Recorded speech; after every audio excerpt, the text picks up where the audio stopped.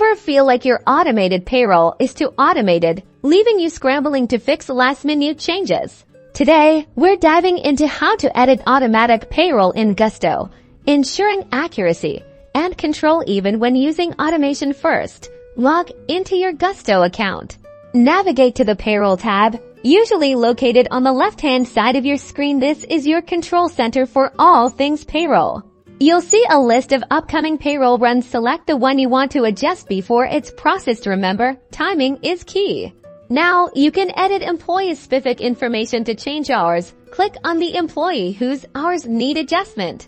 In the employee's pay details, you can directly edit the hours worked, change their pay rate for this payroll only, or add any applicable overtime. To add a bonus or one-time payment, look for the Add Payment section, select the appropriate payment type, and enter the amount.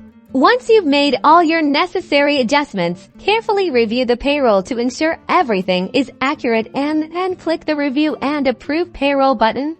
After you approve, Gusto will process the payroll with your changes included. That's how you stay in charge of your payroll, even with automation, making those critical last-minute changes a breeze.